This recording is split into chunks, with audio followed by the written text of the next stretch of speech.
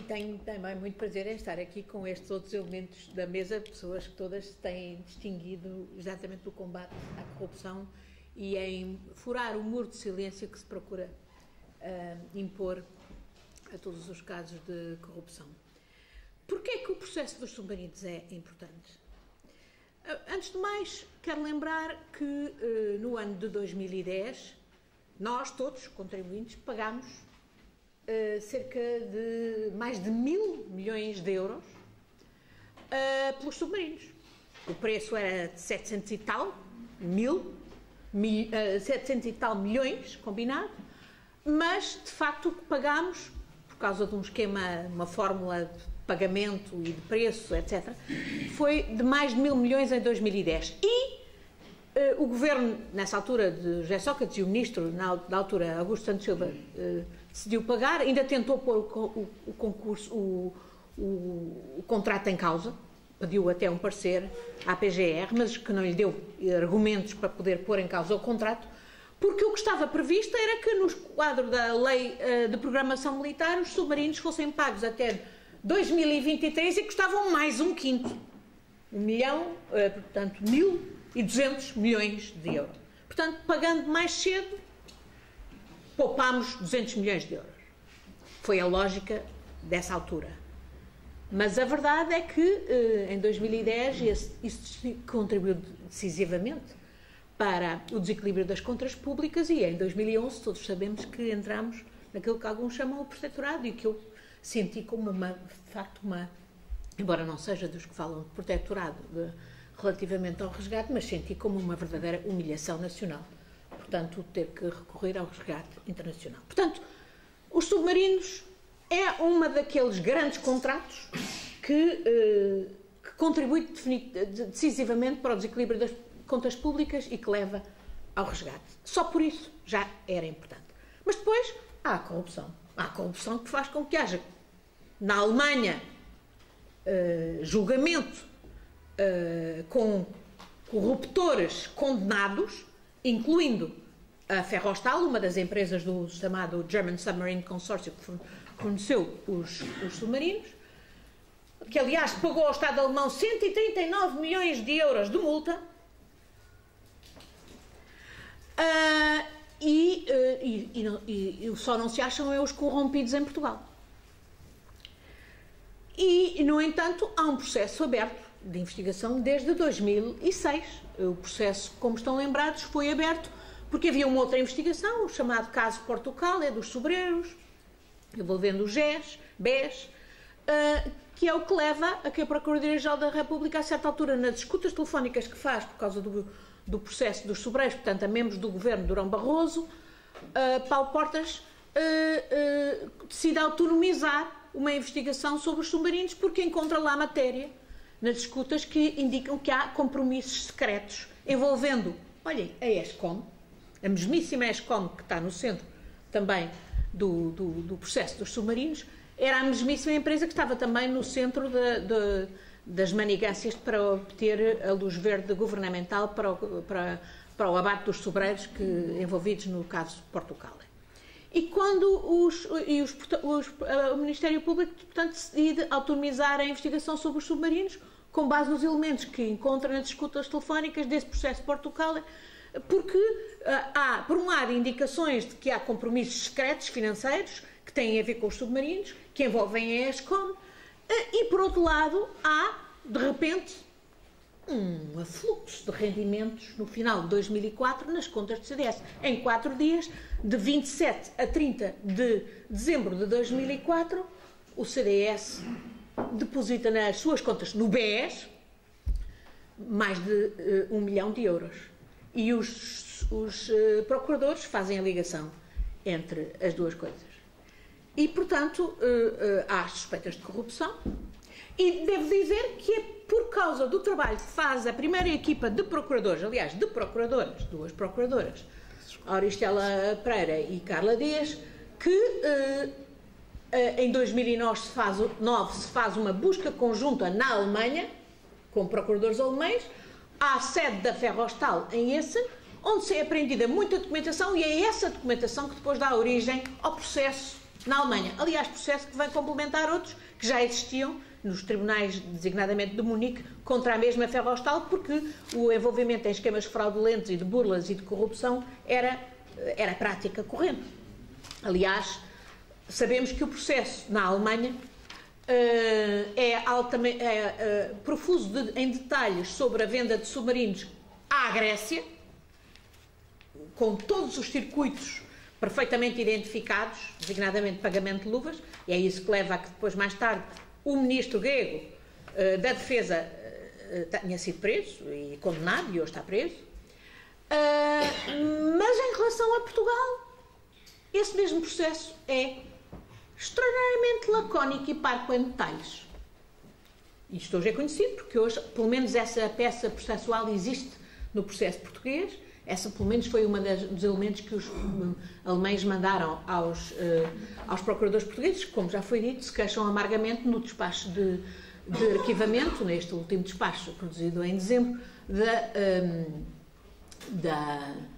da falta de colaboração das autoridades alemãs. Portanto, corrupção. Mais do que corrupção, e corrupção a distintos níveis, naturalmente, estamos a falar da maior compra de equipamento militar que Portugal jamais fez. Em volume. Em volume, isto é, em valor. E estamos a falar, naturalmente, de equipamento altamente sofisticado, que deveria ter todo o tipo de garantias e todo o tipo de salvaguardas em matéria de manutenção, etc. E sabemos que não aconteceu nada disso, pelo contrário. Entre outros aspectos, o Estado prescindiu de recurso a tribunais estaduais em caso de contencioso. Parece que estava a comprar um carro em quarta mão. Mas não, eram submarinos em primeira mão. O Estado acabou por não pagar, não exigir as garantias bancárias que são de lei, e fomos nós, cidadãos portugueses, que as pagámos. Isso descobriu agora na consulta do processo. As garantias bancárias são um dos temas de disputa entre o consórcio fornecedor e o governo português, depois do contrato ter sido assinado. Enfim, a decisão da adjudicação é de novembro de 2013, o contrato é assinado em abril de 2004, mas fica para assinar o chamado contrato do financiamento. E, portanto, os alemães ficam com a faca e o queijo na mão. Do ponto de vista negocial, isso mesmo dizem, de resto, intervenientes militares no processo, que os alemães ficam com a faca e o queijo na mão porque chegam ao ponto, inclusivamente, de pressionar de tal maneira o governo português relativamente a cláusulas que não queriam. Por exemplo, uma delas era as ditas garantias bancárias que, por lei, tinham que ser pagas pelo consórcio fornecedor, e eles não queriam pagá-las, e acabam por não as pagar, porque é o governo português que assume pagá-las, somos nós que as pagamos, eles fazem de tal maneira pressão que nas vésperas, eles dão um prazo, até junho, para se assinar o contrato de financiamento, e nas vésperas do contrato ser assinado, inclusivamente, mandam uma carta a denunciar o contrato de aquisição. Tal é a pressão que eles fazem sobre o governo português, para que o governo português aceite as condições nos termos que lhes convinham, porque eles, de facto, sabiam que tinham a faca e o queijo na mão. Aliás, uma das coisas interessantes deste processo é que os primeiros procuradores, fazem buscas à Ferrostal, cá em Portugal, e obtêm documentação na Ferrostal, que está no processo,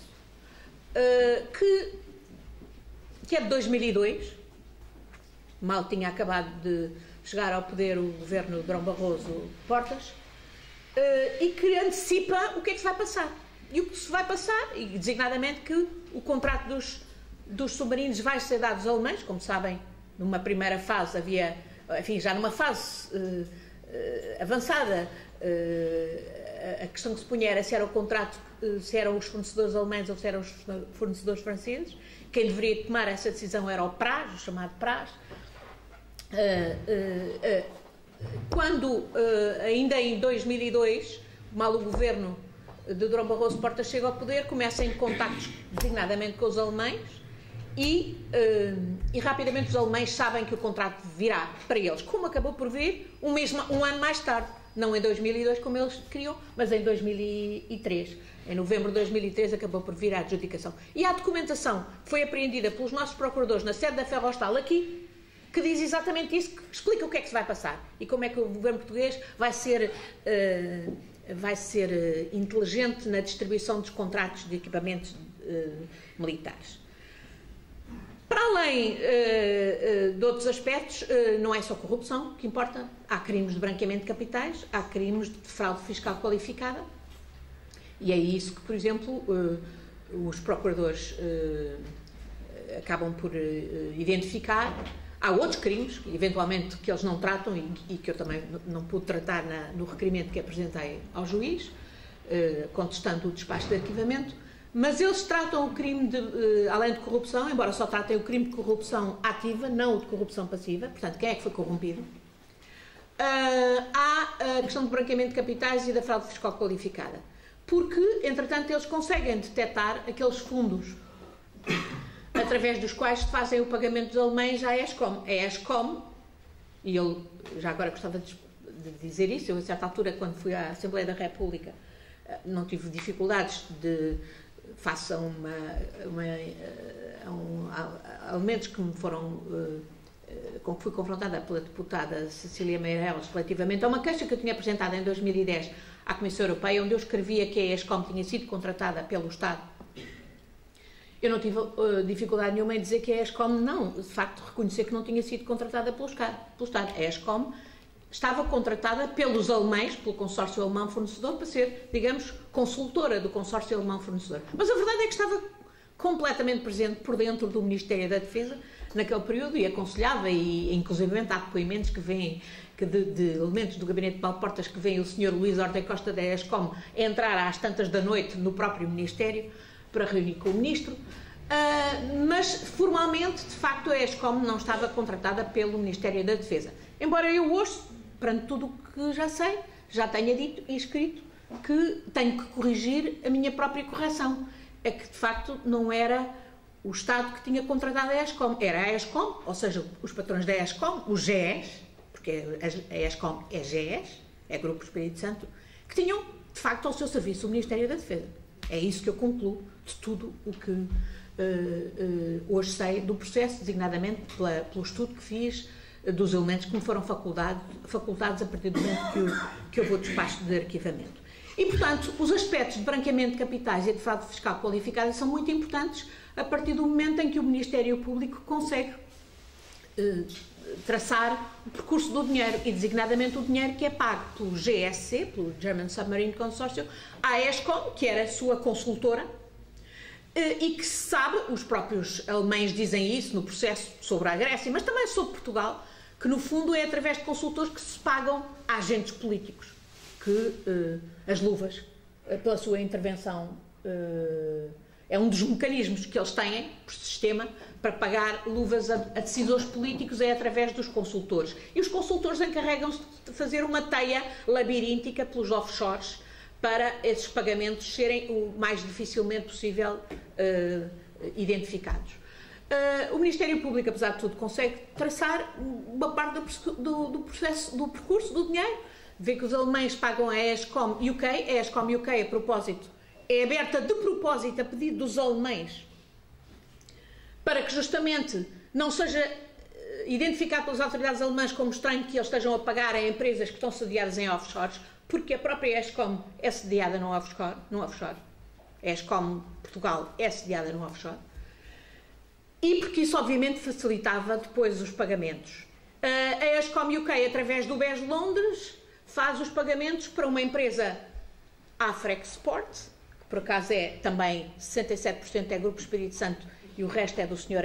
Helder Batalha, e outra parte é feita ao tal Feltree Fund sediado nas Bahamas. Bom, neste percurso o Ministério Público consegue identificar, já nesta ponta final, que há pagamentos que foram ter, desses 30 milhões que foram ter, ao bolso da família Espírito Santo. como entretanto sabemos pelas gravações do Conselho Superior da Família do GES. E que são, portanto, objeto de todo um esquema de passagem por offshores e depois legalização, portanto, branqueamento de capitais legalizado através dos RERTs, cá em Portugal, que é, de facto, uma escandaleira total. E portanto, estão aqui crimes muito graves de branqueamento de capitais e de fraude fiscal qualificada. Aliás, os homens da ESCOM assumem perante o Ministério Público, como depois assumem na Comissão de Inquérito do Parlamento da Assembleia da República, que efetivamente criaram esses esquemas Afrexport e o tal Feltree Fund nas Bahamas, exatamente para fugir ao fisco. Isto é assumido por eles.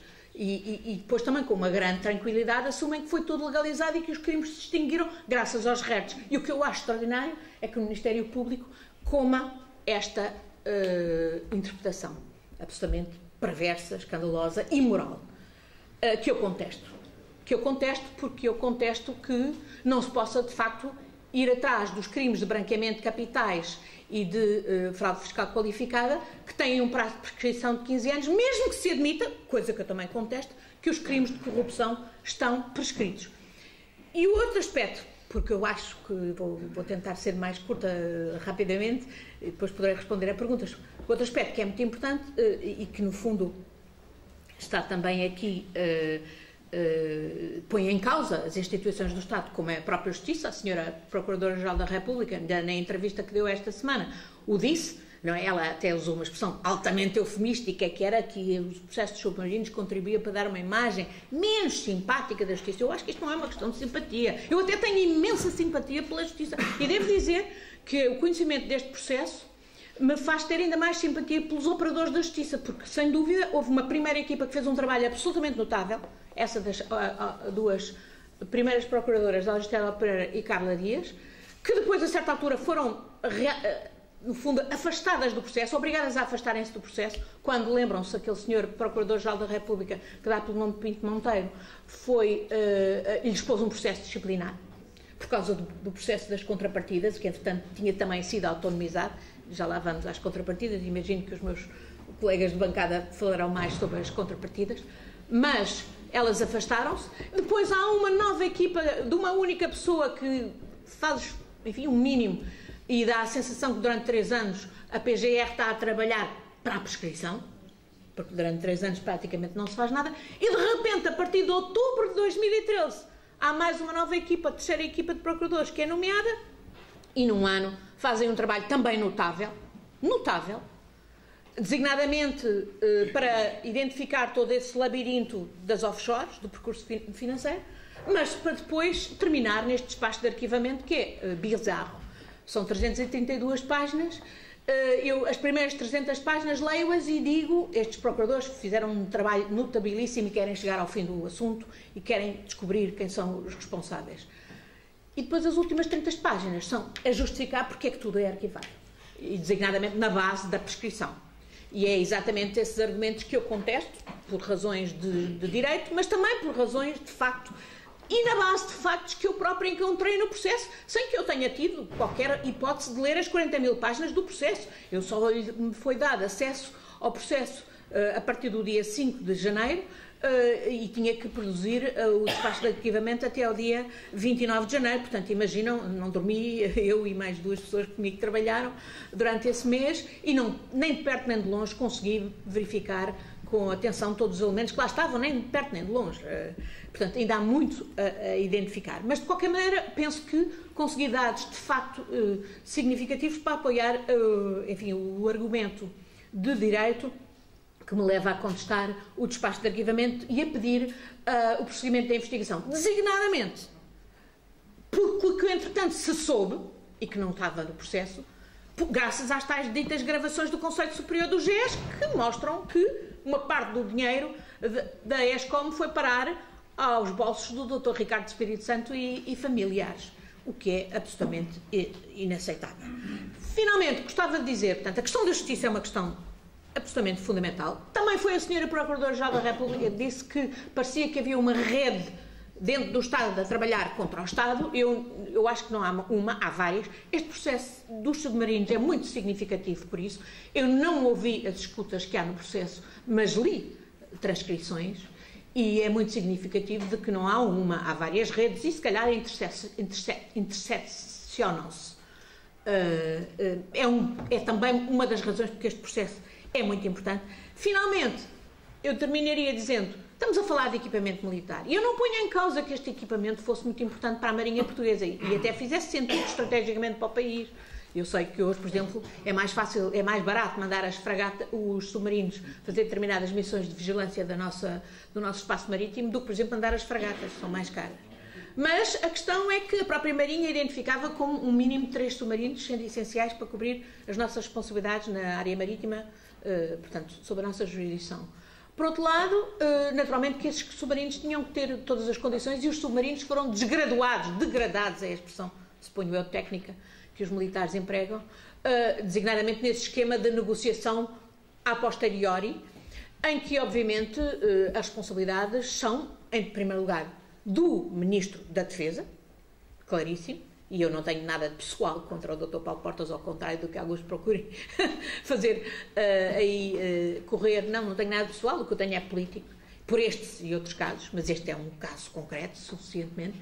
Mas não é o único responsável político. Há também um outro responsável político que se chama Durão Barroso, e talvez, que era Primeiro-Ministro, e que estava envolvido no processo desde o princípio. Aliás, no processo há elementos que mostram, no próprio processo português e alemão, que logo em julho de 2002, mal chegou ao governo, o Dr. Durão Barroso foi à Alemanha, uma organização também do tal cônsul honorário que ele próprio tinha nomeado, o tal Sr. Jürgen Adolf, que foi condenado na Alemanha por corrupção, neste caso, que organiza um almoço e convida para o almoço, por indicação do Primeiro-Ministro, naturalmente, nosso, o Sr. Hahn, que era um dos importantes lá do consórcio alemão, um dos administradores do consórcio alemão. Há um primeiro contacto em quem ele indica, segundo os elementos que constam do processo, que a partir daí passa a tratar do assunto com o Sr. Adolf e com o Dr. Mário David, seu assessor diplomático nessa altura, que depois, mais tarde veio ser meu colega no Parlamento Europeu.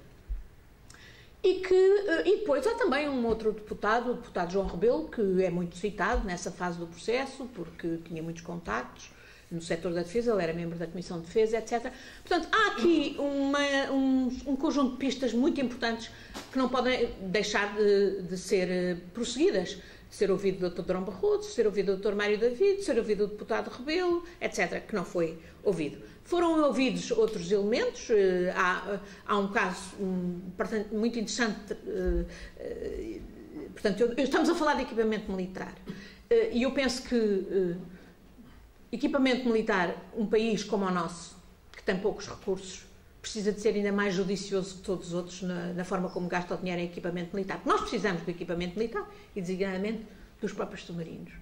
E de facto, não se pode não só deixar uma suspeita terrível sobre este tipo de equipamentos, como embarcar em esquemas completamente fraudulentos, como são os esquemas das contrapartidas. E eu, à partida, não sou contra as contrapartidas. Hoje, a tese da própria Comissão Europeia é muito negativa em relação a contrapartidas. Não é o mesmo o ponto de vista da Agência Europeia de Defesa, que admite contrapartidas desde que elas sejam, de facto, no plano militar e que impliquem transferência e capacitação no setor, nas tecnologias do setor. Mas neste caso não foi nem uma coisa nem outra, porque, como sabemos, e certamente será explicado, as contrapartidas, a maior parte delas eram fictícias, grossamente sobreavaliadas, e são mais outra parte a crescer à fraude de que todo o país paga, ainda hoje, com língua de palmo. E eu termino dizendo que este é um processo exemplar também para mim, e eu só consegui, devo dizer, ter acesso ao contrato. Esse é um outro aspecto da falta de transparência da administração pública. E porque é que há corrupção e como é que, de facto, a questão da transparência é absolutamente essencial para os cidadãos poderem exercer o controle. Neste caso é paradigmático o secretismo, a confidencialidade que foi envolvido tudo isto. Eu só consegui ter acesso ao contrato, depois de muito porfiar, em 2010, graças a uma pessoa que empresta chama-se Augusto Santos Silva, foi Ministro da Defesa, que me deu o contrato contra o parecer dos advogados que aconselhavam o Ministério, que achavam que era muito perigoso dar o contrato a uma eurodeputada, e que obviamente me facultou, enfim, a análise foi a partir daí que eu pude fazer alguma coisa e perceber o que é que estava em causa, porque até aí eram bocas que apareciam na imprensa, apenas. O que também vim a perceber é que, de facto, estamos aqui perante um contrato que, e isso foi em 2010, numa altura em que já estávamos em plena crise, portanto, nas vésperas do resgate, na plena crise europeia. Para mim foi muito importante trabalhar neste caso, e continua a ser, porque eu acho que ele é demonstrativo de um esquema de corrupção não apenas a nível nacional, mas a nível europeu. É que se houve corrupção e corrompidos em Portugal, houve corruptores na Alemanha. E esses corruptores não são apenas... não têm apenas a ver com detalhes, digamos, do contrato ou do produto fornecido, das condições de fornecimento.